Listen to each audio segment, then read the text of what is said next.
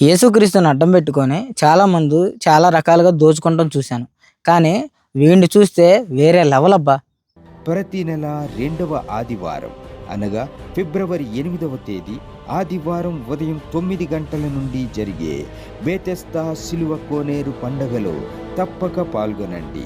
ముఖ్య గమనిక, ఈ పండగలో పాల్గొను వారందరికీ ప్రార్థించి ఆశీర్వదించిన అంజూర ఫలమును ఉచితముగా అందించెదరు. ఆరాధన అనంతరం ఉచిత గోనెపట్ట కట్టుకుని బూడిదలో మోకాళ్ళుని కన్నీటితో ప్రార్థన చేస్తూ ఉన్న వేళలో చాలా దుఃఖకరమైన పరిస్థితుల్లో నేను ప్రార్థన చేస్తున్న వేళలో దేవుడు నాతో మాట్లాడి, దేవుడు నన్ను దర్శించి, ఆయన ప్రత్యక్షతతో, ఆయన దర్శనముతో ఆయన నన్ను బలపరిచి, ఆయన నాతో మాట్లాడి సిలువ శ్రమను రుచి చూసే కృపను నాకు ఇస్తున్నానని చెప్పినప్పుడు చిటికిన వేలంత మేకులతో పట్ట పగలు 3 గంటలకి, ఆ రోజున ఎంతమంది జనం ఉంటారు, ఇంతమంది ఉండరు, కానీ ఒక ఇది ఉంది కదా, ఈ బెల్ట్ ఎంత ఉందో అంతమంది ఉంటారు. అందరూ చూస్తూ ఉండగా చిటికిన వేలంత మేకులతో పట్ట పగలు 3ంటికి సిలువ వేయించుకున్నాను. చాలామంది చూస్తున్నారు. మీకు విషయం తెలుసా? ఒక్క నరం తెగల, ఒక్క ఎముక విరగల. మీకు ఇంకో మాట చెప్పినా, ఒక్క చుక్క రక్తం కూడా రాకుండా దేవుడు కాపాడు. ఇప్పుడు అరచేతిలో ఈడు మేకులు కొట్టుకున్నాడంట. అవన్నీ ఫోటోలు చూపిస్తా ఉన్నాడు. ఒకసారి మాకు అవకాశం ఇవ్వమనండి, మేము దింపేస్తాం. చాలామంది రెడీగా ఉన్నారు. అర్థమైందా? ఇప్పటికే అట్లా అడుక్కుంటే వాళ్ళని, దశంభాగాల పేరుతో సంఘస్థులను మోసం చేసే వాళ్ళని చూసి కడుపు రగిలిపోయి ఉన్నాం. ఇప్పుడు యేసుక్రీస్తు మేకులు కొట్టించుకున్నాడు కాబట్టి ఆయన పోలు నడుచుకుంటామని ఆయన వచ్చాడు. అయితే ఆయన పోలికి చెప్పింది సిలువలో కాదు. ఎందుకంటే ఆయన రక్తం మన పాపాలని తీగడిగింది. మన రక్తం పనికి మాల రక్తం. మనం సిలువ ఎక్కాల్సిన అవసరం లేదు. కానీ ఇతను ఓవర్ యాక్టింగ్ చేస్తున్నాడు. ఒకవేళ చేతుల్లో మేకులు కొట్టించుకోని సరదా ఉంటే వస్తే మేము కొట్టేస్తాం. మేకులు రెడీగానే ఉన్నాయి, సుత్తి కూడా రెడీగానే ఉంది. సిలువ ఏముంది, 2 చెక్కలు బిగిచ్చేస్తాం, అయిపోయింది. ఒకసారి ఈ వీడియో చూడండి. మీకు కవర్లు ఎందుకు ఇస్తున్నారో చెప్తాను, వినండి. ఆ కవర్లో కానుక, ఒక 5,000 కానుక పెట్టి, దానితో పాటు మీ ప్రార్థన అవసరత ఏది ఉంటుందో ఒక స్లిప్ మీద రాసి అందులోనే పెట్టి మాకు ఇవ్వండి. మీ ప్రార్థన అవసరతలన్నిటి కొరకు ప్రార్థన చేయడం జరుగుతుంది. అది వచ్చే నెలలో ఇవ్వండి. ఈ కవర్ని భద్రంగా మీ దగ్గర ఉంచుకోండి. వెళ్ళి కూర్చోండి. ఈ వ్యక్తి ఏం మాట్లాడుతున్నాడు అంటే, డబ్బులు అడుక్కుంటంలో మాస్టర్ డిగ్రీ నేను సాధించాను కాబట్టి మీ డబ్బులంతా తీసుకొచ్చి నాకే ఇవ్వాలని తిను మాట్లాడుతూ ఉన్నాడు. అదే మరి ఆయన మాటలు నాకు అలా వినపడుతున్నాయి.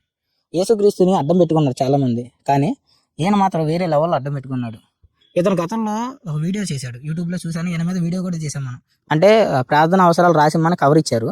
పాపం తెలియక అమాయకులు దాంట్లో ప్రార్థన అవసరాలు రాసి ఆయనకి ఇస్తుంటే, అమ్మ మీ అవసరం అలా తీరదు, కవర్లో మీ అవసరాలతో పాటు ఒక 5,000 డబ్బులు కూడా పెట్టేవండి, మీకోసం ప్రార్థన చేస్తామంటే, వీళ్ళు మా దగ్గర లేవయ్య గారు కొంత ఉన్నాయంటే, లేదమ్మా మొత్తం పోగు చేసుకుని వచ్చే నెలలో ఇవ్వండి కవరు, అప్పుడు మీ అవసరాల గురించి ప్రార్థన చేయబడిద్ది, వెళ్ళి కూర్చోండి అమ్మా, వెళ్ళి కూర్చోండి అని వాళ్ళని తోలేస్తున్నాడు.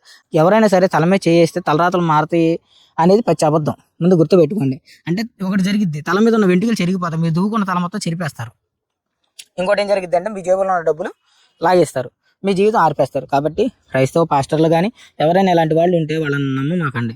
దేవుడు స్పందిస్తాడు. పాస్టర్కే స్పందిస్తుంటే పాస్టర్ ద్వారా సువార్త మీకు చేరాలని కదా ఆయన కోరిక. మరి మీరే మాట్లాడుతుంటే దేవుడు ఎందుకు వినడు?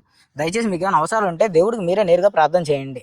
రెండోది, ఈ వ్యక్తి ఏమంటున్నాడంటే, ఇంకో వీడియో చూశాను, అది మరో అనుమతి, అది కూడా చూడండి. అంటే నాకున్న విశ్వాసం ఎంత స్థాయిలోకి వెళ్ళిందనంటే, నేను మేకులతో సిలువ వేయించుకున్నా చనిపోను అనే అంత ధైర్యం దేవుడు నాకు ఇచ్చాడు. ఆ ధైర్యం ఇచ్చాడు నాకు. ఫోటోలు తీయడానికి వచ్చినట్టు పారిపోయాడు. వీడియోలు ఏం తీయలేదు రండి. ఆ రోజున చాలామంది అనుకున్నారు పాస్టర్ గారు చనిపోతున్నాడు అని అనుకున్నారు. ఎక్కడో మైకుల్లో తెలుస్తుంది కానీ స్పృహ పూర్తిగా లేదు, కానీ కొద్దిగా ఎక్కడో ఒక ఇదిలో ఉండిపోయాను.